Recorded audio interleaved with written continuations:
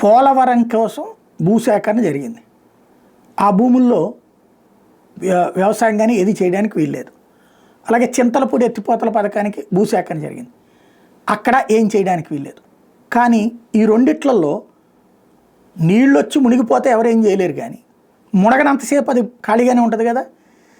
దాన్ని కొంతమంది లీజులకి ఇచ్చుకుంటున్నారట రాజకీయ నాయకులు. చింతలపూడి దగ్గర ఎమ్మెల్యే మీద ఇదే ఎలిగేషన్ చేస్తూ తాజాగా కొంతమంది కంప్లైంట్ చేయడం అన్నది ఏకంగా వాళ్ళ పార్టీ అధినాయకత్వానికి, జనసేన నాయకత్వానికే సంచలనం సృష్టిస్తుంది. అక్కడేదో ఒక 5 కోట్ల రూపాయల వరకు ఏడాదికి లీజుకి ఇచ్చుకున్నారన్నటువంటి ప్రచారం జరుగుతోంది. దీని మీద ఏదైతే వాళ్ళ అధిష్టానానికి కూడా కంప్లైంట్ వెళ్ళింది అంటున్నారు. ఒకసారి దీనికి సంబంధించిన ఒక ఆడియో విందాం. హాయ్ ఫ్రెండ్స్, చాలా కాలం తర్వాత మళ్ళీ వచ్చాను మీ అందరి ముందుకి. మనం వైఎస్ఆర్ పోరాటమే ఈజీగా ఉంది. ఇప్పుడు ఈ ఎమ్మెల్యే తోటి పోరాటం మరీ దారుణంగా ఉంది. ఎక్కడైనా పోయిన ఎమ్మెల్యే చాలా బెటర్, దేవుళ్ళు అంటాడు. ఆడు స్వార్థం కోసం, ఆడు అవకాశం కోసం ప్రభుత్వాన్ని వాడుకున్నాడు, ప్రభుత్వం సొమ్ములెత్తినాడు తప్ప ప్రజల కోసం ప్రజలను ఇబ్బంది పెట్టాల. కానీ ఈ సైకో తెల్లం బాలరాజు సైకో అన్నాం, కానీ ఇప్పుడు మనకు ఉన్న ఎమ్మెల్యే సైకో అనాలు, చరిత్రలో వేరే సైకో అనాలు అర్థం కావట్లా. బిల్డ్ షాప్ పెట్టుకుంటే 1,50,000, విఆర్ఓలు ట్రాన్స్ఫర్ పెట్టుకుంటే 10 నుంచి 1,00,000 రూపాయలు. మనకు కాకుండా బోరు మన మీ భూమిలో మీరు బోర్ వేయించుకుంటే కరెంటు సర్టిఫికేట్ కోసం వెళ్తే ఎంఆర్ఓ దగ్గరికి వెళ్ళాలి. ఎంఆర్ఓ గారు ఎమ్మెల్యే గారు ఫోన్ చేయండి అంటున్నారు. ఎంఆర్ఓ గారు అక్కడ పంపిస్తే ఎమ్మెల్యే గారు 25,000 అడుగుతున్నారు. ఇలాంటి ఎమ్మెల్యేని ఎప్పుడైనా చూసారా? బెల్ట్ షాప్కి ఎప్పుడన్నా ఎవరికైనా డబ్బులు కట్టారా? బెల్ట్ షాపులకి అలాంటి వాళ్ళే సైకిల్ అనుకున్నాం. అంతకంటే సైకిల్ను మనమే తయారు చేసాం ఓట్లేసి. ఇప్పుడన్నా గుర్తేసుకొని ఇలాంటి సైకిల్ మీద ఒక రేషన్ లేపదాం అందరం కలిపి చేసి ఏ మండలానికి ఆ మండలానికి తయారు చేద్దాం. ఏంటంటే మన బతుకు ఇసుక తోలుకోమని చంద్రబాబు గారు ఫ్రీగా వదిలిపెడితే జనసేన పార్టీ మండల ప్రెసిడెంట్లకి ట్రిప్పుకు 100 రూపాయలు 50 రూపాయలు మనం ఇవ్వాలట. ప్రతి మండల ప్రెసిడెంట్కి ట్రిప్కి 50 రూపాయలు మనం ఇవ్వాలట. బాబు గారి మన సొంత అవసరాలకు వాడుకోమన్నారు.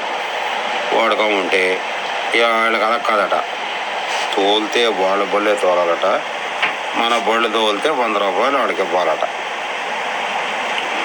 పవన్ కళ్యాణ్ గారు ఇలాంటి సైకో గూండాలు తయారు చేసి పంపాడా ఏంటి? ఒకసారి ఆలోచించండి.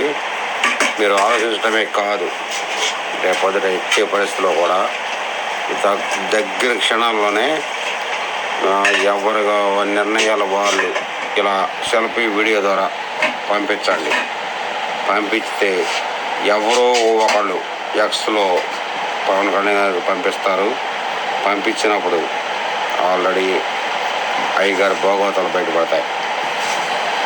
R&R ప్యాకేజీ, నా భూమి మీకు ఇస్తే నా మార్చుకుంటే ఎమ్మెల్యే గారికి 10,000, విఆర్ఓ ట్రాన్స్ఫర్లు ఒక్కో పోస్ట్కి 3 ముగ్గురికి ఆర్డర్ ఇచ్చి 10 నుంచి 1,00,000 రూపాయలు.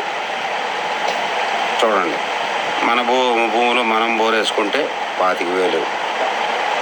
ఏదన్నా వృద్ధాప్య పింఛన్ లేదని చెప్పి వెళ్తే 3,000 నుంచి 5,000 పక్కాగా తీసుకుంటున్నాడు.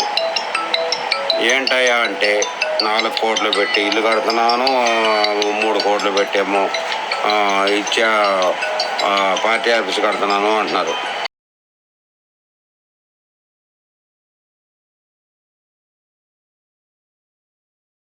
ఎమ్మెల్యే గారి దృష్టికి నుంచి సీఎం గారి దృష్టి దగ్గర ఎప్పుడు వెళ్తుంది.